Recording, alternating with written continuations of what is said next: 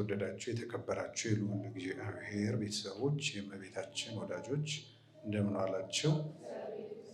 ዋላችሁ? አሜን። በቸርነት በምሕረት የሚሰበስበን ቅዱስ የሆነ ቃሉን የሚያስተምረን የአባቶቻችን የቅዱሳን አምላክ የእኛም አምላክ ፈጣሪያችን አምላካችን መድኃኒታችን ኢየሱስ ክርስቶስ ከባሕርይ አባቱ ከአብ ከባሕርይ ሕይወቱ ከመንፈስ ቅዱስ ጋር ስሙ የተመሰገነ ይሁን። እንግዲህ እንደ እግዚአብሔር ፈቃድ ወንድማችን ሲያስተዋውቀው እንደነበረው ክርስቲያናዊ ማንነት ወይም ደግሞ ኦርቶዶክሳዊ ማንነት በሚል ርዕስ የተወሰኑ ነጥቦችን እንደ እግዚአብሔር ፈቃድ እናያለን። እውነት ለመናገር በጣም ከርዕሶች በጣም ለማስተማር የሚያስቸግረው ርዕስ ማንነትን በተመለከተ ነው። ማንነትን በተመለከተ ደግሞ ማስተማር ትንሽ የሚቸግረው ለምንድን ነው? አሁንም ቅድም ወንድማችን ሲናገር ከነበረው ነው የምነሳው።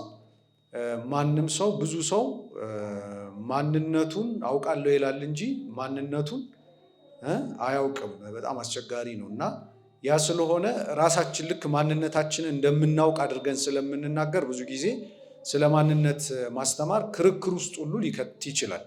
ነገር ግን በወንጌል መነጽር፣ በእግዚአብሔር መነጽር ደግሞ በመጽሐፍ ቅዱስ መነጽር ደግሞ ስለ ማንነት የምንማር ከሆነ የእግዚአብሔር ቃል መስታወት ነውና ማንነታችንን ፍንትው አድርጎ ምን ያደርገናል? ያሳየናል ማለት ነው። እንደምታውቁት የእግዚአብሔር ቃል መስታወት ነው አይደለም? በተለይ ቅዱስ ያዕቆብ በያዕቆብ መልእክት ምዕራፍ 1 ላይ የእግዚአብሔርን ቃል በመስታወት መስሎ ይናገራል። ያዕቆብ ምዕራፍ 1 ላይ እና በመስታወት መስሎ የተናገረበትን ትልቁን ምክንያት እንደው ብንመረምር መስታወት ውጫዊ አካላችንን ያሳየናል አይደለም? ፊታችን ምን እንደሚመስል፣ የቆዳችን ቀለም ምን አይነት እንደሆነ፣ አፍንጫችንን፣ አይናችንን የመሳሰለውን ነገር ያሳየናል። የእግዚአብሔር ቃል ደግሞ ውስጣዊ ማንነታችንን በደንብ አድርጎ ያሳየናል ማለት ነው። እና ዛሬ እንዳለመታደል ሆኖ ሰው መቼም መስታወት ፊት ቆሞ የሌላን ሰው መልክ አያይም አይደለም? የሚያየው የማንን መልክ ነው? የራሱን መልክ ነው የሚያየው። እና ብዙ ጊዜ እግዚአብሔርን ቃል ስንሰማ እኛ ቅድም እንዳልኩት እንዳለመታደል ሆኖ የምናየው የራሳችንን ማንነት የራሳችንን መልክ ሳይሆን በእግዚአብሔር ቃል የምናየው የምንመረምረው ማንን ነው? ሌሎችን ነው ማለት ነው። ሌሎችን ነው። ይሄ ትልቅ አለመታደል ነው እውነት ለመናገር። ስለዚህ በተለይ እግዚአብሔርን ቃል በምንሰማበት ጊዜ ራሳችንን በደንብ አድርገን አጥርተን ልናይ ይገባናል ነው። እንግዲህ ማንነት ሲባል እንግዲህ ቃሉ ራሱ የሚጠቁመን የሚያሳየን አንድ ነገር አለ አይደለም? ማንነት የምንለው ነገር ምንድን ነው? ወይም ማንነት ወደ ምን ይወስደናል? እኔ ማነኝ ወደሚለው ጥያቄ ይወስደናል። እንግዲህ በመጽሐፍ ቅዱስ ጠቢቡ ሶሎሞን ለዚህ ያደረስከኝ እኔ ማነኝ ብሎ ሲጠይቅ እናያለን። በተለይ በመጽሐፈ ሳሙኤል ሁለተኛ ሳሙኤል ምዕራፍ 7 ላይ እዚያ ቤተ መቅደሱን ሰርቶ ከፈጸመ በኋላ በቤተ መቅደሱ ተንበርክኮ እየጸለየ ለእግዚአብሔር የጸለየው ጸሎት ያቀረበው ልመና ምንድን ነው? ለዚህ ያደረስከኝ እኔ ማነኝ የሚል ነው። ስለዚህ እኔ ማነኝ ብሎ መጠየቅ ወደ ምን ያመራናል ማለት ነው? ወደ ማንነት ያመራናል። ማንነት ትልቅ ነገር ነው። እንደውም ወደ ማንነት ቀውስ፣ ወደ ማንነት ግርታ ሰው የሚገባው ምኑን ካጣ ነው? ማንነቱን ካጣ ነው። ወይም ደግሞ ለማንነቱ ትርጉም ፈልጎ ካጣ የማንነት ቀውስ፣ የማንነት ኮንፊውዥን፣ የአይደንቲቲ ኮንፊውዥን፣ አይደንቲቲ ክራይስ የሚባሉ ጉዳዮች አሉ። እንግዲህ አይደንቲቲ ክራይስ ማለት የማንነት ቀውስ ማለት ነው። እንግዲህ የማንነት ቀውስ የሚለው አሁን በሀገራችን ላይ የሚታየው ነገር የማንነት ቀውስ ነው በብዛት። የማንነት ቀውስ ማለት ማንነትን ማጣት፣ እኔ ማነኝ ለሚለው ጥያቄ ትክክለኛ መልስ አለማግኘት ነው። አይደንቲቲ ኮንፊውዥን የሚባለው ደግሞ ማነኝ ለሚለው ጥያቄ ትክክለኛ መልስ አለማግኘት ነው። ይህንን ነው። ስለዚህ ማነኝ የሚለውን ነገር የሚመልስልን ጉዳይ ማንነት ነው ማለት ነው። ስለዚህ ማንነት ስንል ምን ማለታችን ነው? ማንነት እንግዲህ ማለት መጀመሪያ ጠባያችንን ያመለክታል። ማንነት ማለት ጠባይ ማለት ነው። የአንድ ሰው ጠባዩ ማንነቱ ነው። እንግዲህ ባህሪ አንለውም። ባህሪ የማንልበት ምክንያት ምንድን ነው? ባህሪ አይለወጥም እንደምታውቁት አይደለም? የሚለወጠው ምንድን ነው? ጠባይ ነው። ስለዚህ ከማንነት አንጻር እኔ ማነኝ ለሚለው ጥያቄ መልስ ስንሰጥ መጀመሪያ ሰዎች ነን ማለት ነው። ስለዚህ ከዚህ ይጀምራል። ማንነት እኔ ሰው ነኝ ማለት ይጀምራል። ከሰውነት ይጀምራል። ማንን ተብለን ስንጠየቅ የመጀመሪያው መልሳችን ለምሳሌ ምንድን ነው? እኔ ሰው ነኝ እንላለን አይደለም? ስለዚህ ሰው ነኝ ማለት ምንድነው? ባህሪያዊ ነው አይደለም? ሰው አድርጎ እግዚአብሔር ፈጥሮናል። ስለዚህ ማንም ሰው ማነህ ተብሎ ቢጠየቅ ዛሬ እርግጥ ማነህ ተብለን ብንጠየቅ የሚቀድመው ሰውነታችን አይደለም። በብዛት እንደምታዩት አይደለም? ማናችሁ ተብለን ብንጠየቅ ለምሳሌ ምንድነው የምንለው? ወይ ኦሮሞ ነኝ አይደለም? ወይ ጉራጌ ነኝ ወይ ትግሬ ነኝ እንዲህ ብለን ነው የምንመልሰው። ኤትኒሲቲያችንን ወይም ደግሞ የጎሳ ማንነታችንን የብሔር ማንነታችን እናስቀድማለን። ይሄ ምንድነው የሚያሳየን? በዚህ ልክ በዚህ መጠን የተፈጠርንበትን ትልቁን ዘውግ ረስተናል። ያ የተፈጠርንበት ትልቁ ዘውግ ምንድነው? ሰውነት ነው አይደለም? ስለዚህ ሰውነትን ዘንግተን ማንነ ተብለን ስንጠየቅ ሰው ነኝ ብለን መመለስ ብዙ ጊዜ ምን ያደርገናል? ይቸግረናል ማለት ነው። ተመልከቱ። ስለዚህ መጀመሪያ ሰዎች ነን። ከዚያ ሰው ሆነን ከተፈጠርን በኋላ ደግሞ እኛን የቀረጹን ምኖች አሉ? ብዙ ፋክተሮች አሉ። እንግዲህ አንዳንዴ ቋንቋ በደባልቅ አትፍረዱብኝ። ብዙ ጉዳዮች አሉ እኛን ምን ያደረጉን? ማንነታችንን የሰሩ ማንነታችንን የፈጠሩ ብዙ ነገሮች አሉ። ለምሳሌ የመጀመሪያው ማንነታችን የሚሰራው በምንድን ነው? በቤተሰብ አይደለም? ቤተሰቦቻችን ማንነታችንን ምን ያደርጉናል? ማንነትን በመገንባት ሂደት ውስጥ ቤተሰቦቻችን ትልቁን ድርሻ ይወስዳሉ። አሁን የሁላችንም ከሰውነት ባሻገር ያለው ማንነታችን ቢመረመር የመጀመሪያው ያንን ማንነታችንን የሰሩን እነማን ሆነው የሚገኙት? ቤተሰቦቻችን ሆነው ይገኛሉ። ስለዚህ ማንነት ከየት ይቀዳል? ከቤተሰብ ይቀዳል። መጀመሪያ ከቤተሰብ ይቀዳል። ከዚያ ከምን ይቀዳል? ከሀገር ይቀዳል አይደለም? ከሀገርም ይቀዳል። ለምሳሌ እኛ ማናችሁ ተብለን ብንጠየቅ እንደ በማህበር ወይም ደግሞ በመሰባሰብ እንደሚኖር ማናችሁ ተብለን ብንጠየቅ ሀገራዊ ማንነት አለ። ለምሳሌ ማናችሁ ተብለን ብንጠየቅ ከሀገር አንጻር ከዜግነት አንጻር ማን ነው የምንለው? ኢትዮጵያውያንን እንላለን። ስለዚህ ኢትዮጵያውያንን የምንል ከሆነ ሀገራዊ ማንነትም አለን ማለት፣ ቤተሰባዊ ማንነት አለን፣ ሀገራዊ ማንነት አለን። ሀገራዊ ማንነት፣ ቤተሰባዊ ማንነት አለን፣ ሀገራዊ ማንነት አለን። ማንነት ዘርፈ ብዙ ነው። ብዙ አይነት ማንነቶች አሉ። በነገራችሁ ላይ በጣም ብዙ አይነት ማንነቱ፣ ቤተሰባዊ ማንነት አለን ለምሳሌ፣ ሀገራዊ ማንነት አለን ለምሳሌ፣ ሃይማኖታዊ ማንነትም አለ። ደግሞ ሃይማኖታዊ ማንነት አለ፣ ኦርቶዶክሳዊ ማንነት አለ፣ ሀገራዊ ማንነት አለ፣ ቤተሰባዊ ማንነት አለ። ስለዚህ ማናችሁ ተብለን ስንጠየቅ ማንነት የሚያሳየው ምንን ነው? የመጀመሪያ ጠባያችንን ያሳየናል። ጠባይ። ስለዚህ አንድ ሰው ከጠባዩ አንጻር እገሌ እንዲህ ነው። ለምሳሌ ማን ነው እገሌ ማን ነው ሲባል እገሌ ግልፍተኛ ነው፣ እገሌ ትዕግስተኛ ነው፣ እገሌ እንዲህ ነው ብለን ምን እናደርጋለን? ያንን ሰው እንገልጸዋለን። ስለዚህ ማንነት ምንድን ነው ማለት ነው? ጠባያችን የሚገለጥበት አንዱ ጉዳይ ነው። የአንድ ሰው ጠባዩ ራሱ ምኑ ነው? ማንነቱ ነው። ጠባያችን ማንነታችን ነው። እንደገና ደግሞ እምነታችንም ማንነታችን ነው። እምነታችንም ማንነታችን ነው። ልማዳችን በየዕለት ተዕለት የምናሳያቸው ልማዶቻችን የማንነታችን መግለጫዎቻችን ናቸው። ተግባሮቻችን ሳይቀሩ፣ አለባበሳችን ሳይቀር፣ እነዚህ በሙሉ ማንን ይገልጣሉ? ማንነታችንን ይገልጣሉ ማለት ነው። ስለዚህ ማንነት ከዚህ አንጻር ይገለጣል። ሌላው ማንነት አሁን ጥቅል ሐሳቡን ነው የምንናገረው። ሁለተኛው ማንነት ሌሎችን የምናይበት ራሱ መነጽር ነው። እኛ ራሳችን ሌሎች እኛን የሚያዩበት መነጽር ብቻ ሳይሆን እኛም ሌሎችን የምናይበት መነጽር ምንድን ነው? ማንነት ነው። ለምሳሌ ሰዎችን የምናይበት መነጽር ምንድን ነው? ከሀገር አንጻር አይደለም፣ ከቤተሰብ አንጻር፣ ከሃይማኖታችን አንጻር ሰውን የምናይበት መነጽር የለንም? አለን። ለምሳሌ ዛሬ ሰውን በብዛት ከምን አንጻር ነው የምናየው? አሁን ሰውን በሰውነቱ ማየት ምን እየሆነ መጥቷል? እየደበዘዘ መጥቷል። ሰውን በሰውነቱ የማየት ነገሩ በጣም እየደበዘዘ መጥቷል። ስለዚህ ሰውን በምንነቱ የማየት ዝንባሌ ነው በብዛት የሚታየው። በቋንቋ ማንነቱ አይደለም፣ በቆዳ ከለሩ አይደለም፣ በተወለደበት አካባቢ ነው የምናየው እንጂ ሰውን በሰውነቱ። ይሄ ማለት ምን ማለት ነው? ምን ውስጥ ገብተናል ማለት ነው? አሁን እኛ ስለ ኦርቶዶክሳዊ ማንነት ለመናገር ነው እዚህ ጋር የቆምነው አይደለም፣ ስለ ክርስቲያናዊ ማንነት ለመናገር ነው የቆምነው።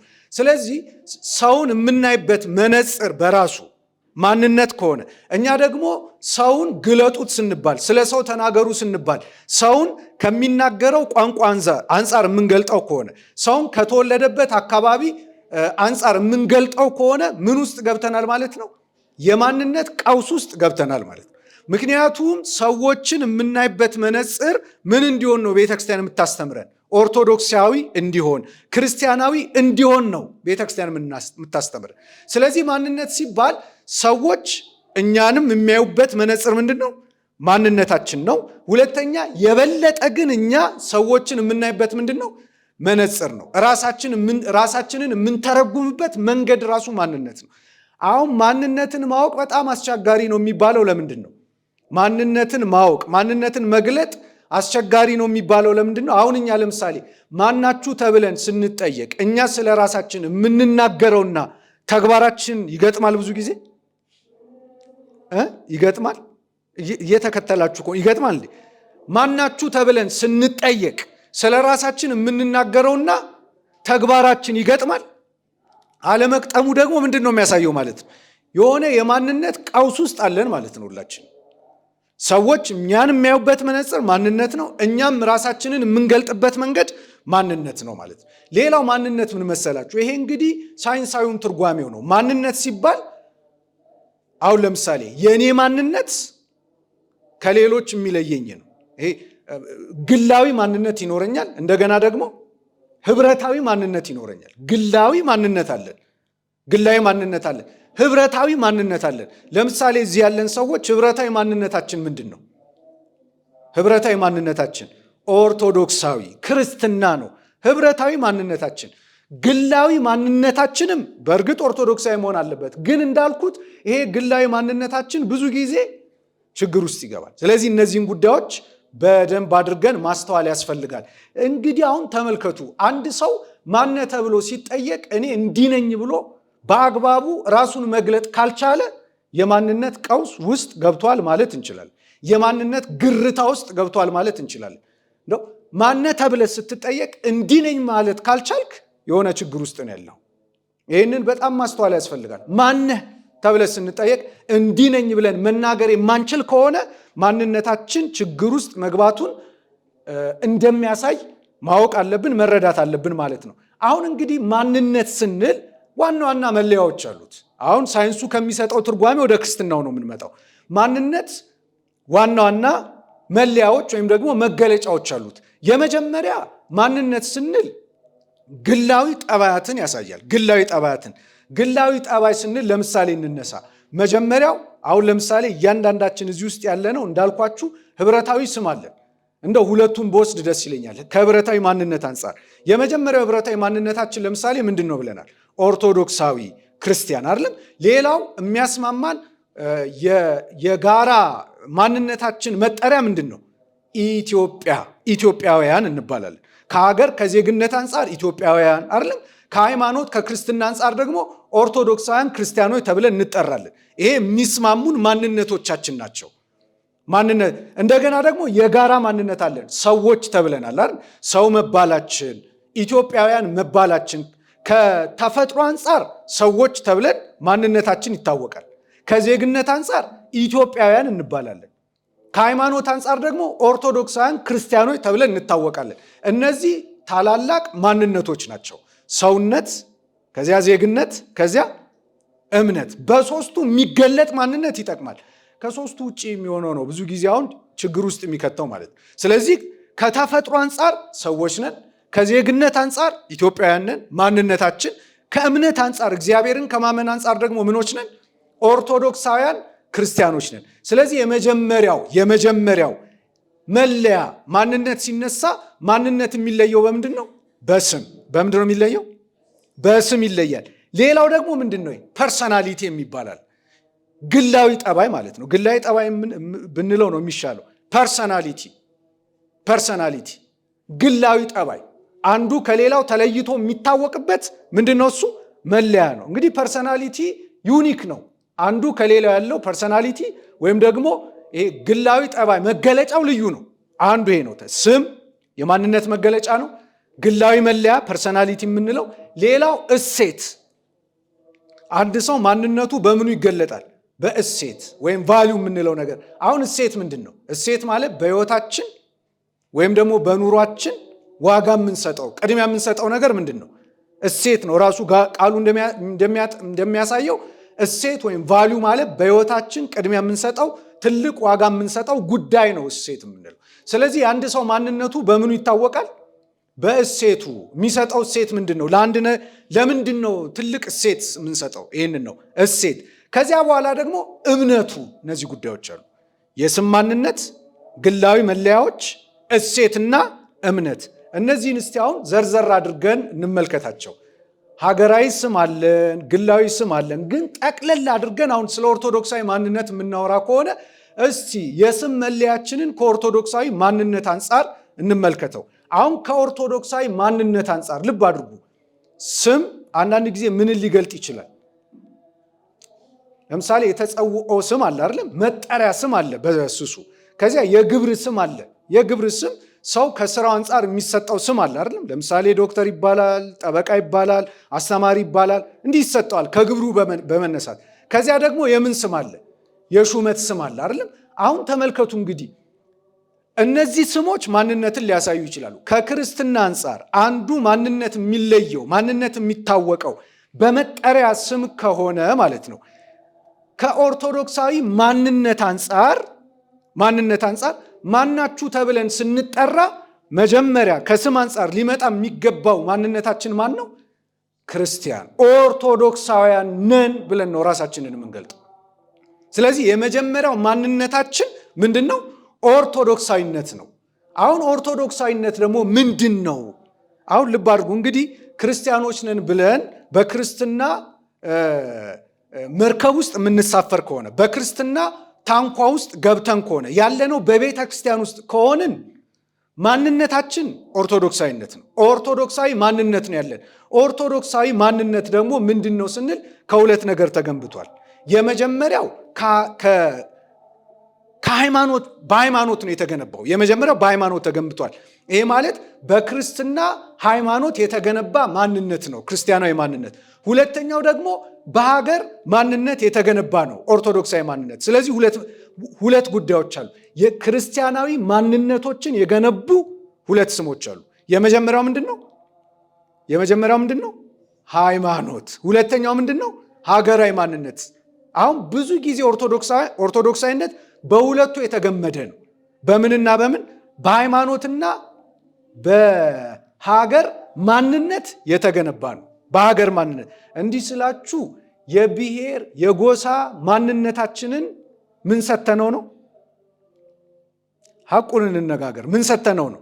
አሁን የጎሳ ማንነት አላሳየንም፣ አላነሳንም። ለምንድን ነው የጎሳ ማንነት ያላነሳነው? የጎሳ ማንነት የለም እያልን አይደለም፣ ግን ምን አይሰጠው? በኦርቶዶክሳዊ መነጽር ስናየው ጎሳዊ ማንነት ምን አይሰጠው? ስፍራና ቦታ አይሰጠውም። ይህን ማወቅ አለብን። እቺን ወደድንም ጠላንም ዋጥ ማድረግ አለብን። ጎሳዊ ማንነት፣ ጎጣዊ ማንነት፣ የብሔር ማንነት በኦርቶዶክሳዊ መነጽር ካየነው፣ በኦርቶዶክሳዊ ማንነት አንጻር ካየነው ስፍራ የሚሰጠው አይደለም። ይህንን በብዙ ማስረጃዎች ማየት እንችላለን። ለምሳሌ ላንሳላችሁ። ክርስቲያን የሚለውን ማንነት ያገኘነው ከምንድን ነው? ወይም ደግሞ በምንድን ነው ያገኘነው? በክርስቶስ ወይም ደግሞ ተጠምቀን ነው አይደል ያገኘነው? ያንን ክርስቲያን ተብለን የተጠራ ነው ምን ሆነን ነው? ከክርስቶስ ተወልደን ነው። ለዚህ ሁለት ማሳያዎች እናይ። የመጀመሪያው እዚያ ዮሐንስ ወንጌል ምዕራፍ 1 ቁጥር 12 ጀምሮ ስታነቡ ምን የሚል ቃል አለ? ወደ ገዛ ወገኖቹ መጣ ይላል ስለ ክርስቶስ ሲናገር። የገዛ ወገኖቹም አልተቀበሉትም ይልና ለተቀበሉት ሁሉ ግን ይላል በስሙ ለሚያምኑት ደግሞ የእግዚአብሔር ልጆች ሆኑ ዘንድ ስልጣንን ሰጣቸው። እነርሱም ይላል ከእግዚአብሔር ተወለዱ እንጂ ከወንድ ፈቃድ ከሴት ፈቃድ አልተወለዱም ይላል። ለተቀበሉት ሁሉ ግን በስሙ ለሚያምኑት ደግሞ የእግዚአብሔር ልጆች ሆኑ ዘንድ ስልጣንን ሰጣቸው ይላል። ስለዚህ ተመልከቱ፣ አሁን የእግዚአብሔር ልጆች እንድንባል ምን ተሰጥቶናል? ስልጣን ተሰጥቶናል። ስለዚህ የእግዚአብሔር ልጆች ከሆንን ማንነታችን ከማን ይቀዳል? ከእግዚአብሔር ይቀዳል፣ ከክርስትና ይቀዳል ማለት ነው። ስለዚህ የመጀመሪያው የክርስቲያን ማንነቱ የሚቀዳው ከየት ነው? ከሚያመልከው ከአምላኩ ከእግዚአብሔር ነው። ከዚያ ነው የሚቀዳው። ይሄ ማንነታችን የተቀዳው ደግሞ እንዲቀዳ መጀመሪያው ምን መሆን ነበረብን? ሰው ሆነናል። ሰው ሆነን ተፈጠርን። ከዚያ ስለዚህ ክርስቲያን ስንት ልደት አለው ነው የምንለው? ለምሳሌ 2 ልደት አለው አይደለም? ይሄ ዮሐንስ ወንጌል ምዕራፍ 3 ላይ ሰው ሁለተኛ ዳግም ካልተወለደ በቀር ወደ እግዚአብሔር መንግስት ሊገባ አይችልም የሚል ቃል አለ። ሐሳቡን እንደው የሐሳቡን ፍሰት እንዳትስቱብኝ። ኦርቶዶክሳዊ ማንነት ክርስቲያናዊ ማንነት የሚቀዳው ከምንድን ነው? ከእግዚአብሔር ነው፣ ከክርስቶስ ነው አይደለም እንዴ? ከክርስቶስ ነው። ይኸው ምን የሚል ቃል አነሳን? ከእግዚአብሔር ተወለዱ እንጂ ከስጋና ከደም ከሴት ፈቃድ ከወንድ ፈቃድ አልተወለዱም። ይሄ ማለት ማንነታችን ሰው ማንነቱ የሚወለደው ማንነቱ የሚገኘው ከየት ነው? ከቤተሰቡ አይደለም። ስለዚህ እኛውን ከማን ተወልደናል? ከእግዚአብሔር ተወልደናል። በምን ተወልደናል? በጥምቀት ተወልደናል። በጥምቀት ተወልደን ማን ተብለን ተጠርተናል? አያቸውም ማንነት የሚለው መጣ ማለት ነው። ስለዚህ የኛ ማንነት አይደንቲቲ የተቀዳው ከምንድን ነው? እንደው እግዚአብሔር ይህንን ትምህርት እንደው የለበጣ ትምህርት አያድርግብን። እንደው ብዙ ጊዜ ደጋግመን ሰምተነው ሊሆን ይችላል፣ ግን በዚህ መነጽር ማየት አለብን። በቃ ይህንን መረዳት አለብን።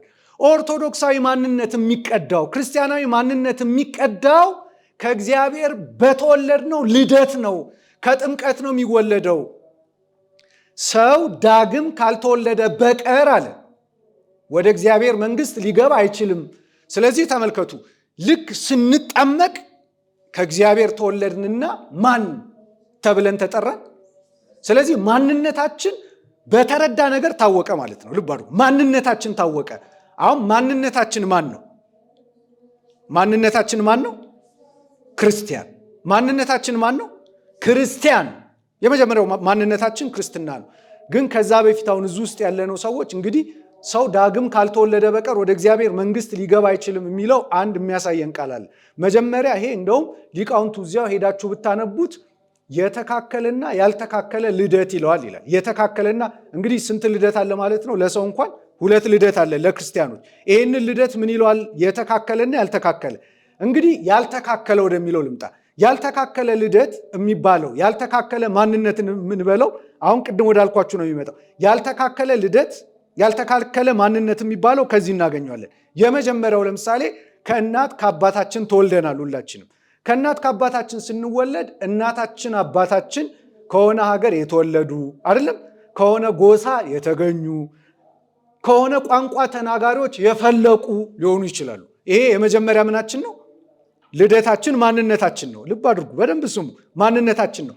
ከዚያ ደግሞ አሁን ሁለተኛ ደግሞ ከማን ተወለድን? ከእናት ከአባት አንድ ተወለድን። ሁለተኛ ከማን ተወለድን? ከእግዚአብሔር ተወለድን። ልብ አድርጉ ይህንን ሐሳብ። መጀመሪያ ከማን ተወለድን? ከእናት ከአባት ተወለድን። የሆነ ሀገር ላይ ከሆነ ጎሳ ከሆነ ቋንቋ ተናጋሪ ተወለድን። በዚያ ልደት ላይ ደግሞ ሁለተኛ ልደት ተጨመረልን። ያ ሁለተኛ ልደት ምንድን ነው? በጥምቀት ያገኘነው ልጅነት ነው። ስለዚህ ስንት ልደት? ምን አልነው? እሱ ያልተካከለ ማንነት፣ የማይተካከል ልደት ይባላል። የማይተካከል የተባለው ለምንድን ነው? በመጀመሪያው ልደታችን ሟቾች ነን። በመጀመሪያው ማንነታችን ቀሪዎች ነን። በመጀመሪያው ማንነታችን ምድራውያን ነን። በመጀመሪያው ማንነታችን ምንመዘንበት ጉዳይ የለም። ሁለተኛው ማንነታችን ግን ሰማያዊ ዜጋ ያደርገናል። ሁለተኛው ማንነታችን ከእግዚአብሔር እንድንወለድ ያደርገናል። በሁለተኛው ማንነታችን ከማይጠፋ ዘር ስንወለድ፣ ከመጀመሪያው ማንነታችን ግን ምን ከሚሆን ዘር ነው የተወለድ ነው? ከሚጠፋ ዘር ነው የተወለድ ነው። ዘር ማለት በነገራችሁ ላይ ምን ማለት ነው? ልጅ ማለት ነው፣ ሌላ ትርጉም። ስለዚህ ተመልከቱ፣ የማይተካከል ማንነት የሚባለው ለምንድን ነው? ከመጀመሪያው ዘር ስንወለድ የመጀመሪያው ዘር የሚጠፋ ማንነት ነው። ለምሳሌ ወላጆቻችን አይሞቱ? ይሞታሉ። እኛስ አንሞትም? ትውልድ ይሄዳል ይላል፣ ትውልድ ይመጣል። ምድር ግን ለዘላለም ነው ይላል፣ ጌታ እስኪመጣ ድረስ። ትውልድ ይሄዳል፣ ትውልድ ይመጣል። ይህ የሚያሳየን ምንድን ነው? ምድራዊ ማንነታችን ሄዶ ሄዶ ምን ይሆናል? ያበቃል። ለሁለተኛው ማንነታችን ግን ፍጻሜ የለውም። ይህንን በተመለከተ ቅዱስ ጴጥሮስ የሚናገረውን ቃል እንመልከት። ክርስቲያን ያለውን ማንነት ከዚህ አንጻር ነው በደንብ አድርጎ ማየት ያለበት። አሁን ይሄ ነው ቅድም አይደንቲቲ ክራይስ ውስጥ ነው ያለ ነው፣ አይደንቲቲ ኮንፊውዥን ውስጥ ነው ያለ ነው የተባለው ለዚህ ነው። ማንነታችን በተለይ ኦርቶዶክሳዊ ማንነታችን ክርስቲያናዊ ማንነታችንን አተነዋል። እንዲህ ይላል ቅዱስ ጴጥሮስ ስለዚህ ጉዳይ ሲናገር በእውነት እንዲህ ብሎ ያስተምረናል። የቅዱስ ጴጥሮስ መልእክት እንዲህ ይለናል። ቅዱስ ጴጥሮስ ምን እንደሚል በደንብ አድርገን እናንብብ። የቅዱስ ጴጥሮስ መልእክት እንዲህ እያለ ይናገራል። ተመልከቱ። አንደኛ ጴጥሮስ ምዕራፍ 1 ከቁጥር 23 ላይ እንዲህ ይላል። ያውላችሁ ዳግመኛ የተወለዳችሁት ይላል።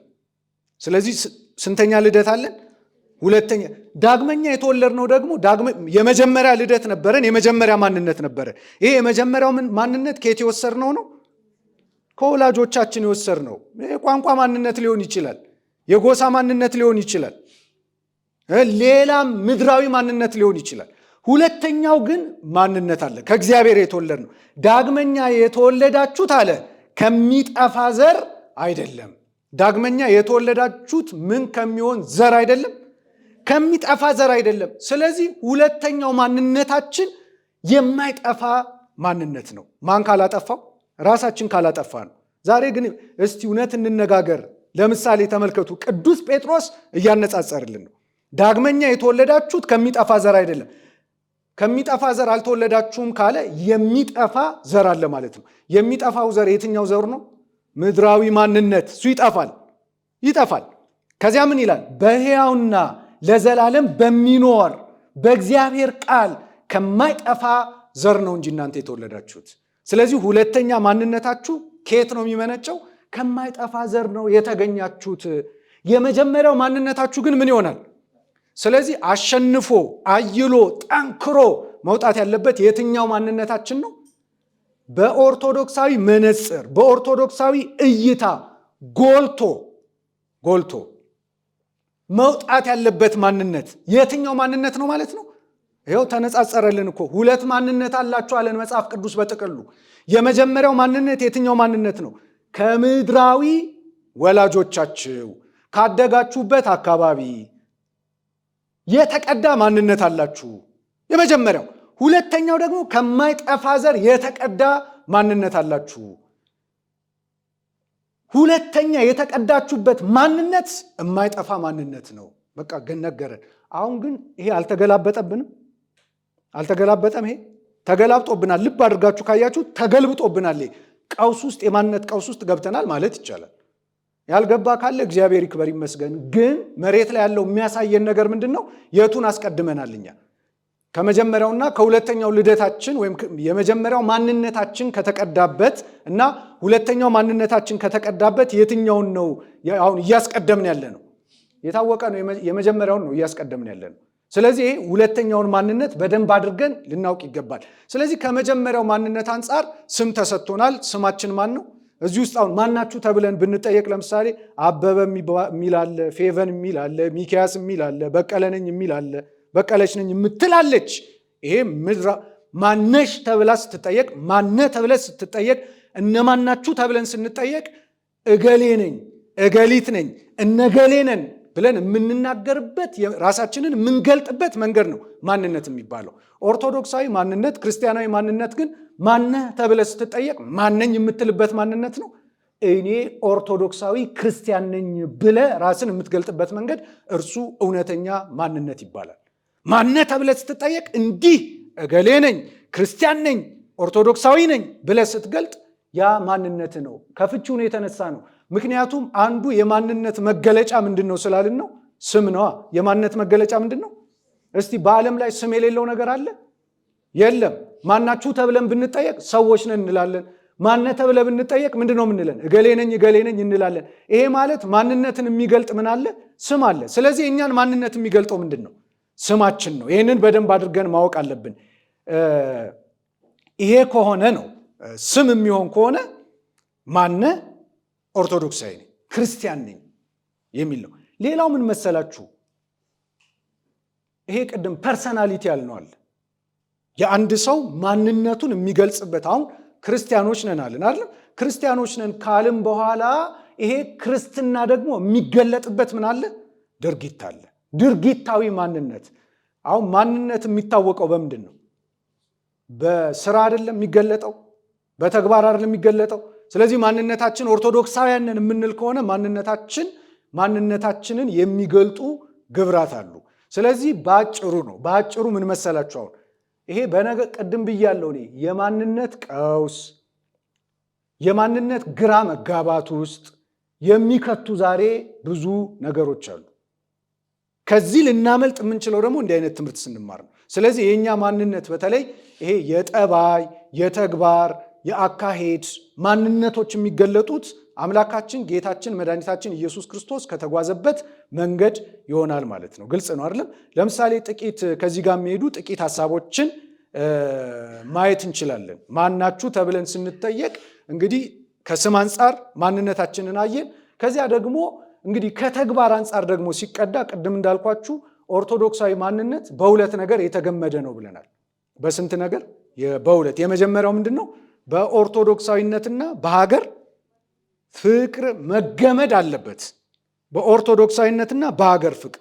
ለዚህ ጥቂት ነገሮችን እናንሳ። ለምሳሌ አምላካችን ኢየሱስ ክርስቶስን ነው የምንከተለው አይደለም?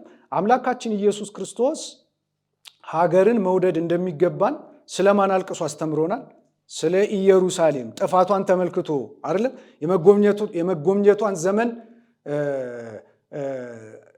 አውቃ ክርስቶስን ባለማመኗ አልቅሶላታል። እነ ዳዊት ለምሳሌ ኢየሩሳሌም ሆይ ብረሳሽ ቀኞ ትርሳኝ፣ ባላስብሽ ምላሴ ከተናጋዬ ጋር ትጣበቅ እያሉ ምን አድርገዋል? ዘምረዋል። ሀገርን መውደድ አስተምረውናል ማለት ነው። ስለዚህ ኦርቶዶክሳዊ ማንነት ከቅዱሳት መጻሕፍት አንጻር በሁለት ነገር መገመድ አለበት ነው። የመጀመሪያው ሀገርን በመውደድና እንደገና ደግሞ ሃይማኖትን በመውደድ የክርስትና ሃይማኖትን በመውደድ መገለጥ አለበት። ይህም በተመለከተ ለምሳሌ የምታውቁትን አንድ ኃይለ ቃል ላንሳላችሁ። ነቢዩ ኤርምያስ በትንቢተ ኤርምያስ ምዕራፍ 13 ላይ እንዲህ የሚል ቃል ይናገራል። በውኑ ኢትዮጵያዊ መልኩን ወይስ ነብር ዥንጉርጉርነቱን ይለውጥ ዘንድ ይችላልን ብሎ ይናገራል። ኢትዮጵያዊ መልኩን ወይስ ነብር ዥንጉርጉርነቱን ይለውጥ ዘንድ ይችላልን ይላል። አሁን እስቲ ልብ አድርጋችሁ ካያችሁ የነብርን አሁን ለምሳሌ እዚህ ውስጥ ያለን ሰዎች ግለጡት ብንባል ዲፋይን አድርጉት ብንባል ነብርን እንገልጣለን አይደል? ከምኑ ነው የምንጀምረው? ለምሳሌ ቁጡ ነው፣ ነብር ቁጡ ነው ይባላል አይደል? ቁጡ ነው። ሌላ ስም እንሰጠው ከቁጡነት ሌላ ደም ይመጣል ይባላል ለምሳሌ። ከዚያ በኋላ ደግሞ የቆዳ ቀለሙ ምን አይነት ነው የምንለው? ዥንጉርጉር ነው እንላለን። በዚህ ይታወቃል ነብር። ስለዚህ ማንነቱ ነው የዚያ እንስሳ የዛ ነብር ማንነት ነው። ልክ እንደዚሁ ነብር መልኩን እንደማይለውጥ አለ ነቢዩ፣ ኢትዮጵያዊም መልኩን ሊለውጥ አይችልም። አሁን የኢትዮጵያዊ መልክ ከምን አንጻር ነው የቀረበው እዚህ ጋር? ከነብር ማንነት አንጻር። ነብር ራሱን የቻለ ማንነት አለው። አንዱ ማንነቱ ምንድን ነው? ዥንጉርጉርነት ነው። ኢትዮጵያዊ ደግሞ መልክ አለዋል። አሁን እዚህ መልክ ተብሎ የተገለጠው ምንድን ነው? ማንነት ነው፣ ኢትዮጵያዊ ማንነት። ለዚህ ኢትዮጵያዊ ማንነት፣ ኦርቶዶክሳዊ ማንነት ሁለቱ መጋመድ መያያዝ አለባቸው ማለት ነው። ከሁለቱ ይቀዳል። ኢትዮጵያዊ ማንነት ስንል እንግዲህ ከምን የጠራ ማለታችን ነው? ይሄ ኢትዮጵያዊነትን ማጥናት ነው። ወደኋላ ሄደን ኢትዮጵያዊ ማንነት ምንድን ነው? አሁን ዛሬ ኢትዮጵያዊ ማንነታችን ስለተናጋ እየገባንበት ያለውን ቀውስ የምታዩት ነው አይደለም? ግን ምንድን ነው እውነተኛ ኢትዮጵያዊነት ምንድን ነው? ምክንያቱም ኦርቶዶክሳዊ ማለት በዛ የሚገመድ ስለሆነ፣ ከዚያ ደግሞ ሃይማኖታዊ ማንነት መገለጫ አለ። ይሄ መልክ ምንድን ነው የሚለውን እኔ ለምሳሌ አሁን ኦርቶዶክሳዊ ማንነት ከክርስቶስ መንገድ የተለየ ሊሆን ይችላል? እንደው ምን ብንራቀቅ፣ ምን ስለማንነት ብዙ ትርጉም ብናመጣ፣ ስለማንነት ብዙ ሀተታ ብንሰጥ፣ ኦርቶዶክሳዊ ማንነት፣ ክርስቲያናዊ ማንነት ኢየሱስ ክርስቶስ ክብር ይግባውና ከተጓዘበት መንገድ ሊለይ ይችላል? አይችልም። ስለዚህ ኦርቶዶክሳዊ ማንነት ክርስቶስን ከማመን ክርስቲያን ከመሆን ከዚያ በኋላ ከምን ይቀዳል? ክርስቶስን ከመምሰል ይቀዳል ማለት ነው። አለባበሳችን ክርስቲያናዊ መሆን አለበት። አነጋገራችን ክርስቲያናዊ መሆን አለበት። አይደለም እንዴ? የትም ቦታ የምናሳየው ጠባይ ክርስቲያናዊ መሆን አለበት። የሚቀዳው ከየት ስለሆነ? ከጌታችን ከኢየሱስ ክርስቶስ ስለሆነ። እንደ አንዳንድ ቃላት ለምሳሌ እኔን ምሰሉ አለ ክርስቶስ። እኔን ምሰሉ ካለ ማንነታችን ከየት ነው መቀዳት ያለበት? ከክርስቶስ ነው። ከኔ ተማሩ አለ ክርስቶስ። ከኔ ተማሩ ካለ ማንነታችን መቀዳት ያለበት ከምንድን ነው? ጌታችን ከተጓዘበት መንገድ ነው። አሁን እስቲ ተመልከቱ፣ በዚህ ዘመን አሁን ሰዎች ስለኛ የሚሰጡት ብያኔ ምንድን ነው? እዚህ ውስጥ አሁን ይህንን ለኦርቶዶክሳዊ የሚሰጠው ትርጉም አለ። እኛ ግን አሁን እስቲ እያንዳንዳችን ለራሳችን አሳይመንት እንውሰድ። ምንድን ነው ልንወስድ የሚገባው አሳይመንት? ሰዎች እኔን ምን ብለው ነው የሚገልጡኝ? ምንድን ነው የሚሉኝ? ለምሳሌ ጌታችን ሰዎች የሰውን ልጅ ማን እንደሆነ ይሉታል ብሎ ጠይቋል። ምንድን ነው እየጠየቀ ያለው ማለት ነው? ክርስቶስ ማንነቱን ነው። እኔ ማን ነኝ? ሐዋርያትም ይህ ማን ነው ብለው ጠይቀዋል። እኔ ማን ነኝ ብሎ ክርስቶስ ሰዎች የሰው ልጅ ማን እንደሆነ ይሉታል። ይሄ የሚያሳየን ምንድን ነው? እኛም ማንነታችንን ልንጠይቅ ይገባናል።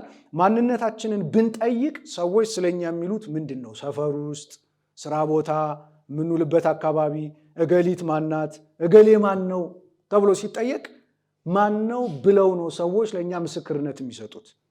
ማን ነው ብለው ነው። በእርግጥም ትክክለኛ ማንነታችንን የሚገልጡ ሰዎች ማንነታችንን የሚያውቁ ሰዎች ናቸው። ስለዚህ በሃይማኖት ብትኖሩ ራሳችሁን መርምሩ የሚል ቃል አለ አይደል? መንገዳችንን እንመርምርና እንፈትሽ የሚል ቃል አለ። ስለዚህ ኦርቶዶክሳዊ ማንነት ማለት ማንን የሚመስል ነው? ኢየሱስ ክርስቶስን የሚመስል ጌታችን መድኃኒታችን ኢየሱስ ክርስቶስ ከተመላለሰበት መንገድ የሚቀዳ እንጂ ከየትም የሚገኝ ማንነት አይደለም። ይህንን ማንነታችንን ከምንም ጋር መሸቃቀጥ አያስፈልግም። መቀላቀል፣ መደባለቅ አያስፈልግም። ወይም በሌላ አነጋገር ይሄ አካልቸሬሽን የሚሉት ሂደት አለ። ይሄ ሊቀር አይችልም። በእርግጥ የማንነት መቀላቀል፣ የባህል መቀላቀል፣ መወራረስ ይሄ ሊቀር አይችልም። ነገር ግን ምን ማድረግ ያስፈልጋል? የራስን ክርስቲያናዊ ማንነት፣ ኦርቶዶክሳዊ ማንነት አጥብቆ መያዝ ያስፈልጋል። ስለዚህ ማንነታችን ከክርስቶስ ከተቀዳ ምን ለምሳሌ አሁን የክርስቲያናዊ ማንነት መታወቂያው መገለጫው ምንድን ነው ያልን እንደሆነ እንደው አሁን ጥቅስን ያልዘረዝርም። ጌታችን መድኃኒታችን ኢየሱስ ክርስቶስ በተያዘበት በዚያች ሌሊት ቅዱስ ጴጥሮስ አብሮ እሳት እየሞቀ ነበር አይደል? ከዚያ በኋላ መጥተው ምን ነበር ያሉት? አንተ አነጋገር፣ አለባበስ ማንን ይመስላል? መሲሁን ይመስላል። ስለዚህ ከሱ ወገን አሉት። ይሄ ማለት ቅዱስ ጴጥሮስ ማንነቱ በማን ታውቋል? ሊለውጠውም ሊሸፍነውም ሊሰውረውም አልቻለም። በአለባበሱ አወቁት፣ በአነጋገሩ አወቁት። በቃ ማንነት ማለት እንዲህ ነው። አሁን አደራችሁን እያንዳንዱን ነገር በጣም ያነሰ ትኩረት እየሰጣችሁት እንዳታልፉ። ማንነት በአለባበስ ይገለጣል። ማንነት በአነጋገር ዘዬ ይገለጣል። አሁን እንደው ቀለል ያለ ምሳሌ ልስጣችሁ። አንድ በኢትዮጵያ ውስጥ ባለው አሁን የቋንቋ እንደው ማንነት አንድ ሰው ከየትኛው ቋንቋ ተናጋሪ እንደሆነ በምኑ እናውቃለን? ለምሳሌ በአነጋገር ዘዬው አናውቅም? አሁን ይህ የሚያሳየን ምንድን ነው? ሰው በአነጋገሩ እንደው ምድራዊ የቋንቋ ወይ የጎሳ ወይ የተወለደበትን አካባቢ ማንነት ምን ሊያደርግ ይችላል? ሊያመለክት ሊያሳይ ይችላል። ይሄ ከሆነ የኛ አነጋገር ደግሞ ማንነታችንን መግለጥ አለበት። ስለዚህ ሁለተኛው ማንነታችን የሚበልጥ ከሆነ በደንብ አድርጋችሁ ከያዛችሁልኝ፣ ሁለተኛው ማንነታችን የሚበልጥ ከሆነ የኛ የአነጋገር ዘይቤ፣ የአለባበስ ዘይቤ፣ የአኗኗር ዘይቤ ስንጠቀልለው ማንነታችን የታሸገበት የኛ ግብር መታወቅ፣ መገለጥ፣ መታየት ያለበት በምንድን ነው? በክርስቲያናዊ ግብርና ማንነት ነው ማለት ነው። ለምሳሌ አለባበሳችን ማንን ይመስላል? የኛ አነጋገራችን ማንን ይመስላል? የኛ ማህበራዊ አኗኗራችን ማንን ይመስላል? የኛ ማንን ይመስላል? ለዚህ እኮ ነው በሃይማኖት ብትኖሩ ራሳችሁን መርምሩ የተባለው። ንግግራችን ክርስትናችንን የማይገልጥ ከሆነ የኔ ማንነት ክርስቲያናዊ ነው ማለት እንዴት እንችላለን? በማህበራዊ ኑሮ ውስጥ ችግሮችን የምንፈታበት መንገድ ክርስቲያናዊ ካልሆነ ክርስቲያን ነኝ ብለን እንዴት መናገር እንችላለን ክርስቲያኖች? ስለዚህ ይህንን በሚገባ አድርገን ልናውቅ ይገባናል። ክርስቲያን የትም ቢሄድ በቃ ማንነቱ መታወቅ አለበት። አንተ ክርስቲያን ነህ፣ አንተ ኦርቶዶክሳዊ ነህ መባል አለበት ሳይናገርም። እንዲህ ከሆነ ማንነታችንን በአግባቡ ጠብቀናል ማለት ነው። ዝርዝር ውስጥ ባልገባ ግላዊ መለያን የክርስቲያናዊ ማንነት ግላዊ መለያዎችን እንዲህ ለምሳሌ ትህትና ምንድን ነው? የክርስቲያኖች ግላዊ ማንነት መለያ ነው ሳይሆን መሆን አለበት ነው። በቃ አለቀ። ነው አይደለም የምለው። አሁን የምንማረው ስለ ማንነት አይደለም።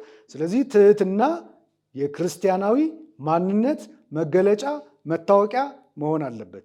አሁን ይሄ ከሆነ ለምሳሌ እያንዳንዳችን ራሳችንን እንመርምረው።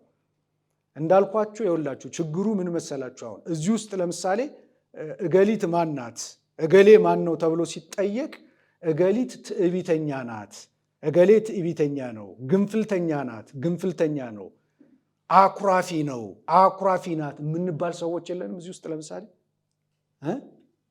አትባሉ? አኩራፊ መሆናችንን የምናውቅ ሰዎች የለንም እዚህ ውስጥ ለምሳሌ በቀላሉ ቱግ እንደምንል ደግሞ ተፈጥሮ ነው እንላለን። እንዲህ አይነትማ ተፈጥሮ እግዚአብሔር እንዲህ አይነት አድርጎ አልፈጠረም። እግዚአብሔር ጥሩ አድርጎ ፈጠረ፣ ዓለም አመጣና ጠፈጠፈው። ጠባይን እሱ ነው ችግሩ። ጠፈጠፈን ዓለም አያችሁ እንጂ እግዚአብሔር ግትር አድርጎ አልፈጠረንም። እግዚአብሔር ትዕቢተኛ አድርጎ አልፈጠረንም። እግዚአብሔር ነጭናጭ አድርጎ አልፈጠረንም። ይሄ የመነጫነጭ የትዕቢት የምናምን ማንነትን ከየት ነው የቀዳ ነው?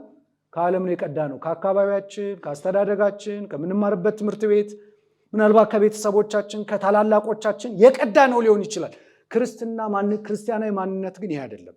ኮምፕሮማይዝ ያደርጋል፣ ያቻችላል፣ ትዕግስተኛ ነው። ይሄ በተለይ እንደው ጌታችን እናንተ ደካሞች ሸክማችሁ የከበደ ሁሉ ወደ እኔ ኑ ከእኔም ተማሩ እኔ የዋህ በልቤም ትሑት ነኝ አላለም? ከእኔ ተማሩ ከእኔ ውሰዱ። ከእኔ የምትወስዱት ምንድን ነው አለ?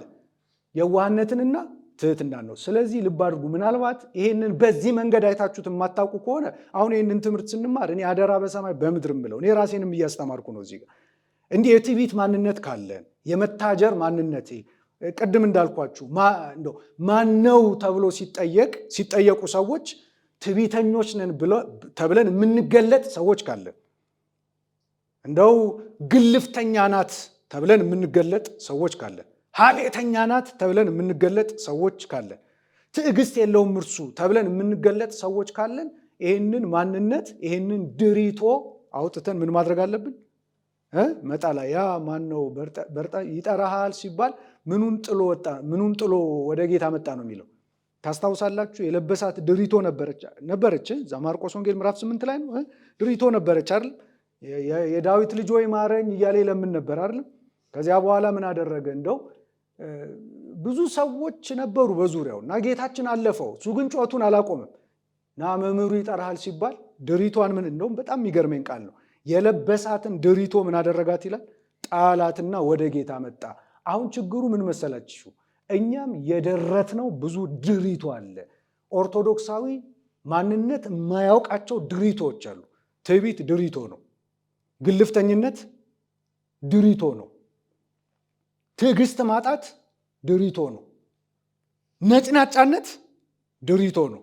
እነዚህ ድሪቶችን ምን ማለት የተደረቱ ድሪቶችን መጣል ያስፈልጋል። ምክንያቱም ጌታችን ምን አለ? ወደ እኔ ኑ ከእኔም ተማሩ እኔ የዋህ በልቤም ትሑት ነኝ። ስለዚህ ከክርስቶስ ነዋ የዋህነት መቀዳት ያለበት፣ ከክርስቶስ ነዋ ትህትና መቀዳት ያለበት፣ ትዕግስት መቀዳት ያለበት። እንደውም የክርስቶስን ትዕግስት እዚህ ላይ ቆሜ እንዴት ልሰብከው እችላለሁ? የምታውቁት ስለሆነ ክርስቶስ እንዴት እንደታገሰ እናውቃለን። አምላካችን ጌታችን ፈጣሪያችን እንዴት እንደታገሰ እሱን የምናመልክ ከሆነ ትዕግስትን ከእርሱ መማር አለብን። ይቅር ባይነት ለምሳሌ ኧረ ገሊት አንዴ ከያዘች አትለቅም፣ ቂመኛ ናት፣ እርሷን ተጠንቀቃት፣ እገሌ ቂመኛ ነው እርሱን ተጠንቀቀው ተብለን የምንገለጥ ሰዎች የለንም። ስለዚህ ማንነታችን ምን ሆነ?